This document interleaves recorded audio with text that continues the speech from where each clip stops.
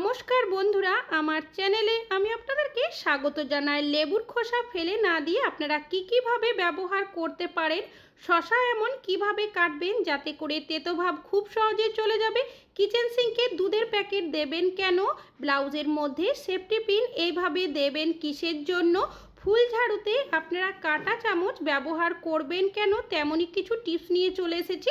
তো আজকের প্রথম টিপসটা হলো, শসা আমরা প্রত্যেকেই কিন্তু কম বেশি বাড়িতে নিয়ে আসি, তবে শসা যখনই কাটি শসার সাইডটা প্রথমে আমরা ছুরি বা বটির সাহায্যে সকলেই একটু কেটে নিই, তারপর সেই শসার টুকরো দিয়ে একটু ঘষে নিই যাতে করে শসাটা তেতো না লাগে। তবে এইভাবে করলেও কিন্তু অনেক সময় দেখা যায় শসার মধ্যে তেতো ভাব থাকে। তবে আপনারা এত ঝামেলা না করে যখনই শসা কাটবেন, শসার যে মাঝখানটা থাকে সেটা ছুরি বা বটির সাহায্যে এভাবে কেটে নেবেন। তারপর আপনারা যেভাবে খুশি শসাটা কাটতে পারেন, দেখবেন শসার মধ্যে কিন্তু আর কোনোভাবেই তেতো ভাব লাগবে না। আশা করছি এই টিপসটা আপনাদের অনেক বেশি কাজে আসবে। ভালো লাগলে লাইক করবেন। এখন চলে যাচ্ছি পরবর্তী টিপসে। আমি এখানে নিয়েছি একটা টুথপেস্টের প্যাকেট। টুথপেস্ট আমরা প্রত্যেকেই কিন্তু দাঁত মাজার জন্য ব্যবহার করে থাকি, তবে টুথপেস্ট যখনই আমাদের শেষ হয়ে যায় তখন আমরা কি করি, এই প্যাকেটটাকে সকলেই ফেলে দিই। তবে ফেলে দেওয়ার আগে আপনারা কিন্তু একটা কাজ অবশ্যই করতে পারেন। এই টুথপেস্টের প্যাকেটের মধ্যে সামান্য পরিমাণে টুথপেস্ট কিন্তু থাকেই, আর যেহেতু আমরা টুথপেস্ট রেগুলার ব্যবহার করি, যদি এইভাবে করে ফেলে দেওয়া হয় অনেকটাই টুথপেস্ট নষ্ট হয়ে যায়। আমি একটা কাঁটা চামচ এইভাবে করে লাগিয়ে এইভাবে করে টেনে নিচ্ছি, তবে দুটো দিকই কিন্তু এইভাবে কাজটি করতে হবে। এতে কি হবে, টুথপেস্টের প্যাকেটের মধ্যে যেটুকু টুথপেস্ট থাকবে সেটা দেখবেন টুথপেস্টের যে সামনের দিকটা রয়েছে মুখের সেই দিকে চলে আসবে। এবার এই টুথপেস্টটা আপনারা দাঁত মাজার জন্য হোক কি আর অন্যান্য কোনো কাজের জন্য আবারও বেশ কিছুবার ব্যবহার করতে পারবেন। আশা করছি আপনাদের এই টিপসটি অনেক বেশি কাজে আসবে। ভালো লাগলে লাইক করবেন। এখন চলে যাচ্ছি পরবর্তী টিপস। আমি এখানে নিয়েছি একটা ব্লাউজ। শাড়ি আমরা কম বেশি প্রত্যেকেই পরে থাকি, তবে আমরা এমন কিছু শাড়ি থাকে যেগুলো হয়তো খুব কম পরে থাকি, যার কারণে আমরা কি করি, এই ব্লাউজগুলো শাড়ির সাথে আলমারিতে তুলে রাখি। তবে যখনই পরার জন্য বের করতে যাই অনেক সময় দেখা যায় আমরা আগের তুলনায় অনেকটাই রোগা হয়ে গেছি। তবে যে শাড়িটা পরে যাব ভাবি তার ম্যাচিংয়ের যদি ব্লাউজ না পরে যাওয়া হয় সেক্ষেত্রে দেখতেও একদমই ভালো লাগে না, আর হাতে এতটাও সময় থাকে না যে আমরা ব্লাউজটা আবারও দোকানে নিয়ে গিয়ে একটু দাবিয়ে নিয়ে আসবো বা আমরা বাড়িতেও একটু সেলাই করে নিয়ে আসবো, তখন অনেকটাই সমস্যার মধ্যে পড়তে হয় আমাদের। সেক্ষেত্রে আপনারা কি করবেন, আমরা অনেকেই কি করি, একটা সেফটি পিনের সাহায্যে নিচেটা কিন্তু ডাইরেক্ট আটকে দিই, এর ফলে দেখা যায় ব্লাউজটা ছিঁড়েও যায়। তবে আপনারা যখনই সেফটি পিন আটকাবেন, কিভাবে আটকাবেন, এই যে তলার সাইডে আমি এইভাবে করে সেফটি পিনটাকে লাগিয়ে দিচ্ছি, এমনভাবে লাগিয়ে দেবেন যাতে করে একটা হুক লাগানোর ঘরের মতো হয়ে যায়। আপনাদের যেমন ঢিলে হচ্ছে সেই মাপ অনুযায়ী আপনারা সেফটি পিনটা আটকে দেবেন। তারপর যদি হুকটা এইভাবে লাগিয়ে দেন তাহলে দেখবেন আপনাদের হুকটা ভালোভাবে লাগানোও যাবে, তাও সেফটি পিনের মধ্যে লাগানোর জন্য ছিঁড়েও যাবে না। আশা করছি আপনাদের এই টিপসটা অনেক বেশি কাজে আসবে। ভালো লাগলে লাইক করবেন। এখন চলে যাচ্ছি পরবর্তী। নিয়েছি একটা দুধের প্যাকেট। এই ধরনের দুধের প্যাকেট হোক কি দইয়ের প্যাকেট কম বেশি আমাদের অনেকেরই বাড়িতে নিয়ে আসা হয়, তবে দুধ বা দই যখনই আমরা এই প্যাকেট থেকে বের করে নিই তারপর এই প্যাকেটটা কিন্তু সকলেই ফেলে দিই, কোনো কাজে ব্যবহার করি না। তবে এই ধরনের প্যাকেটগুলো ফেলে না দিয়ে কিন্তু আমরা নানাভাবে ব্যবহার করতে পারি, তেমনই একটা টিপস শেয়ার করছি। আমি একটা কাঁচির সাহায্যে প্যাকেটটাকে এইভাবে গোল করে কেটে নেব।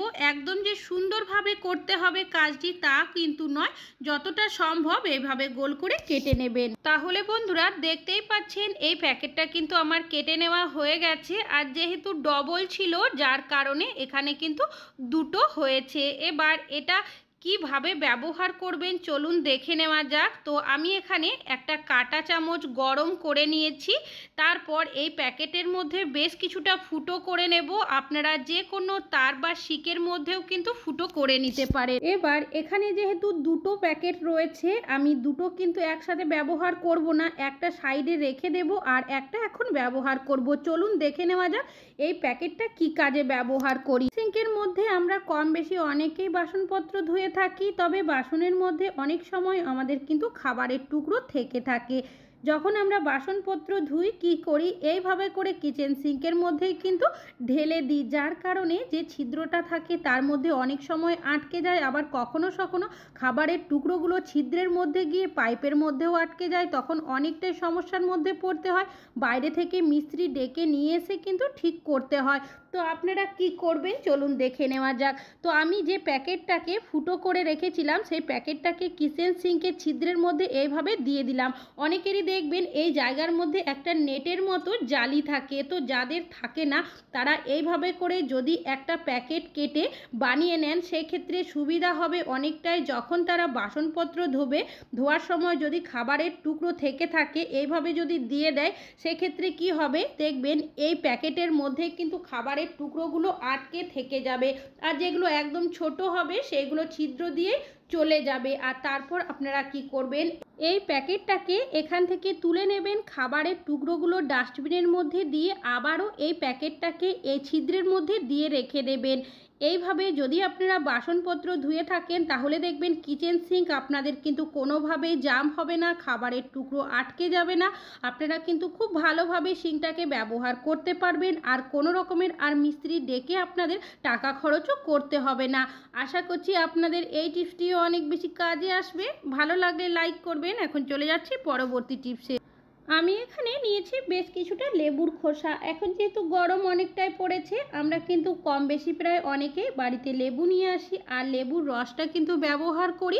লেবুর যে খোসাগুলো থাকে সেগুলো সকলেই ফেলে দিই, তবে এই লেবুর খোসা ফেলে না দিয়ে কিন্তু আমরা নানাভাবে ব্যবহার করতে পারি আর সংসারের অনেকগুলো টাকাও কিন্তু বাঁচিয়ে নিতে পারি। চলুন দেখে নেওয়া যাক কীভাবে। তো প্রথমে আমি এখানে নিয়েছি সামান্য পরিমাণের বেকিং সোডা। বেকিং সোডাটাকে কি করব, লেবুর খোসার ওপরে এইভাবে করে দিয়ে দেব।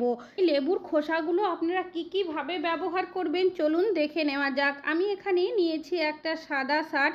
সাদা স্কুল ড্রেস হোক বা সাদা যে কোনো জামা কাপড়ের মধ্যে বাচ্চারা যদি এইভাবে করে পেনের দাগ দিয়ে যায় সেই দাগ কিন্তু খুব সহজেই তুলতে পারি না, অনেকটাই ঘষা মাজা করতে হয়, তবু দেখা যায় দাগটা কিন্তু থেকেই যায়। কিভাবে আপনারা এই দাগটা খুব সহজেই তুলে নেবেন, প্রথমে আমি শার্টটাকে এইভাবে করে খুলে নিয়েছি। এবার কি করব, নিয়েছি এখানে একটা পেপারটা তলার সাইডে এইভাবে দিয়ে দেব।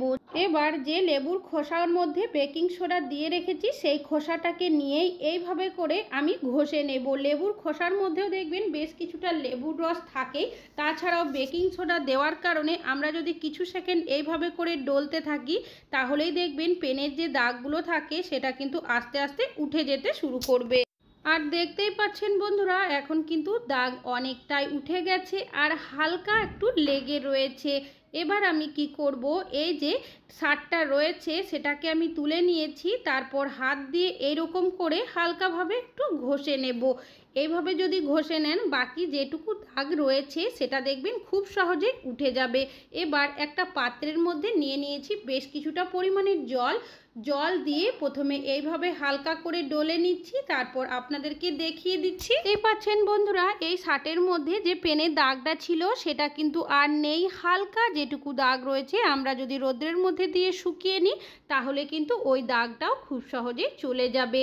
আশা করছি আপনাদের এই টিপসটিও অনেক বেশি কাজে আসবে। ভালো লাগলে লাইক করবেন। এখন চলে যাচ্ছি পরবর্তী টিপসে। আমাদের অনেকেরই বাড়িতে বাচ্চারা স্কুলে যায়, বড়রা অফিসে যায়, যার কারণে তারা দেখবেন রেগুলার জুতো পরে যায়। তবে জুতো যেহেতু অনেকক্ষণ পর্যন্ত তাদের পরে থাকতে হয় পায়ের মধ্যে, এখন প্রচুর পরিমাণের ঘাম হতে দেখা যায়। যেহেতু অনেকটাই গরম পড়েছে, জুতো যখনই তারা বাড়িতে এসে খোলে জুতোর ভেতর থেকে একটা বাজে দুর্গন্ধ ছাড়তেই থাকে। তো আপনারা কি করবেন, এই যে লেবুর খোসাগুলো রয়েছে বেকিং সোডা দিয়ে রেখেছি সেই খোসাগুলো এইভাবে করে জুতোর মধ্যে দিয়ে রেখে দেবেন। এইভাবে যদি আপনারা সারা রাত জুতোর মধ্যে লেবুর খোসাগুলো দিয়ে রেখে দেন এতে কি হবে, লেবুর খোসার মধ্যে একটা সুন্দর গন্ধ থাকে যেটা জুতোর বাজে দুর্গন্ধ দূর করতে সাহায্য করবে। তাছাড়া জুতোর মধ্যে যদি কোনো রকমের জীবাণু থেকে থাকে বেকিং সোডা কিন্তু সেটা ধ্বংস করতে সাহায্য করবে। তাহলে বন্ধুরা আশা করছি আপনাদের এই টিপসটি অনেক বেশি কাজে আসবে। ভালো লাগলে লাইক করবেন। এখন চলে যাচ্ছি পরবর্তী টিপস। কি যে লেবুর খোসাটা রয়েছে সেটা আমরা কোথায় কি কাজে ব্যবহার করব। আমি এখানে একটা ছোট্ট বাটি নিয়েছি, তার মধ্যে লেবুর খোসাটা নিয়েছি। ফ্রিজ আমরা প্রত্যেকেই কিন্তু কম বেশি ব্যবহার করে থাকি। ফ্রিজের মধ্যে সবজিপাতি, ফলমূল, মাছ মাংস, রান্না করা খাবার, দুধ ইত্যাদি রেখে থাকি। এর ফলে অনেক সময় দেখা যায় যদি কোনো খাবারের ঢাকা খোলা থেকে যায় বা দুধের ঢাকা খোলা থেকে যায়, তার থেকে একটা বাজে দুর্গন্ধ ফ্রিজ থেকে বের হতে থাকে যখনই আমরা ফ্রিজের দরজা খুলি না কেন। যার কারণে অনেকেই আমরা কী করি, বাজার থেকে নানা ধরনের জিনিস কিনে নিয়ে আসি যাতে করে ফ্রিজের দুর্গন্ধ খুব সহজে দূর হয়ে যায়। তো টাকা দিয়ে জিনিস কিনে না নিয়ে এসে ফেলে দেওয়া লেবুর খোসা দিয়ে কিন্তু আমরা এইভাবে করে ফ্রিজের বাজে দুর্গন্ধ দূর করতে পারি। আশা করছি এই টিপসটাও আপনাদের অনেক বেশি কাজে আসবে। ভালো লাগলে লাইক করবেন। এখন চলে যাচ্ছি পরবর্তী টিপস। আমি এখানে নিয়েছি দুধ আমাদের কম বেশি কিন্তু অনেকেরই বাড়িতে নিয়ে আসা হয়। অনেকেরই বাড়িতে বাচ্চারা খেয়ে থাকে, আবার বড়রাও কেউ কেউ খেয়ে থাকে। তবে এখন যেহেতু গরম অনেকটাই পড়েছে, আমরা দুধ ভালোভাবে জাল দিয়ে রাখলেও অনেক সময় দেখা যায় দুধ কিন্তু কেটে যায়। আর দুধ যদি আমরা রেগুলার ফ্রিজের মধ্যে রাখি আর সেই দুধ যদি আমরা বাচ্চাদের খাওয়াই, বাচ্চাদের কিন্তু ঠান্ডা লেগে যাওয়ার সম্ভাবনা থাকে।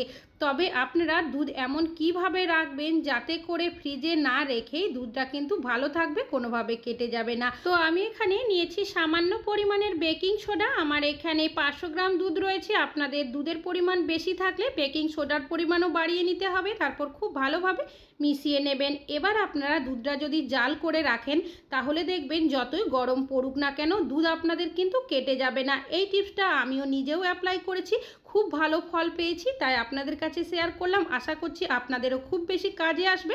ভালো লাগলে লাইক করবেন। এখন চলে যাচ্ছি পরবর্তী টিপস। আমি এখানে নিয়েছি একটা ফুল ঝাড়ু। ফুল ঝাড়ু আমরা প্রত্যেকেই কিন্তু ঘর ঝাড়ু দেওয়ার জন্য ব্যবহার করে থাকি। আমাদের মেঝের মধ্যে অনেক সময় নোংরার সাথে সাথে সুতোর টুকরো, চুলও কিন্তু পড়ে থাকে। বিশেষ করে অনেক সময় দেখবেন আমরা আমাদের খাটের তলার সাইডে, আলমারির তলার সাইডে বা ফ্রিজের তলার সাইডে যদি ঝাড়ু দিয়ে থাকি, অনেকটা কিন্তু নোংরা জমে থাকে। কেন কি, আমরা ফ্রিজের তলার সাইড হোক, আলমারির তলার সাইড হোক কি খাটের তলার সাইড, এগুলো রেগুলার কেউই কিন্তু ঝাড়ু দিয়ে পরিষ্কার করি না, মাঝে মধ্যে পরিষ্কার করি। তাছাড়াও যখন আমরা চুল ছাড়িয়ে থাকি অনেক সময় মেঝের মধ্যে পড়ে সেগুলো হাওয়ার কারণে ফ্রিজের তলার দিকে হোক, খাটের তলার দিকে বা আলমারির তলার দিকে চলে যায়। ঝাড়ু দেওয়ার পর দেখা যায় ঝাড়ুর মধ্যে অনেকটা নোংরা জমার সাথে সাথে ঝাড়ুর ভেতরে চুলের টুকরো, সুতোর টুকরো আটকে যায়, যেগুলো কিন্তু আমরা খুব সহজেই পরিষ্কার করতে পারি না। তবে আপনারা এই ঝাড়ুর নোংরাগুলো কিভাবে খুব সহজে পরিষ্কার করে নেবেন চলুন দেখে নেওয়া যাক। আমি এখানে নিয়েছি একটা কাঁটা চামচ, আর এই চামচটা কিন্তু আমার একদমই পুরনো, খাবার কাজে ব্যবহার করি না। দেখতেই পাচ্ছেন এই কাঁটা চামচের সাহায্যে আমরা যদি ঝাড়ুটাকে এরকম করতে থাকি তাহলেই দেখবেন ঝাড়ুর মধ্যে যে নোংরাটা জমে থাকে সেটা কিন্তু খুব সহজে বেরিয়ে যাবে। ঝাড়ু আমরা যদি রোজ রোজ ধুয়ে পরিষ্কার করতে যাই বা মাঝে মধ্যেও পরিষ্কার করি, ঝাড়ুটা দেখবেন খুব বেশি দিন যায় না, ঝাড়ুটা ভেঙে যায়। তো এইভাবে যদি কাজটা করে নিই অনেকটাই সহজ হয়ে যাবে, ঝাড়ুর মধ্যে নোংরাও থাকবে না আর পরিষ্কার হয়ে যাবে। এইভাবে নোংরাগুলো বের করে নেওয়ার পর আপনারা ঝাড়ুটাকে হালকাভাবে যদি এরকম করে ঝেড়ে নেন, বাকি যদি কোনো নোংরা থাকে সেই নোংরাটাও কিন্তু খুব সহজেই ঝরে যাবে। তাহলে বন্ধুরা আশা করছি আপনাদের এই টিপসটিও অনেক বেশি কাজে আসবে। ভালো লাগলে লাইক করবেন। তাহলে বন্ধুরা আজকে এখানেই শেষ করছি, আবার চলে আসবো আরও নতুন নতুন টিপসের ভিডিও নিয়ে। ততক্ষণের জন্য ভালো থাকবেন, সুস্থ থাকবেন।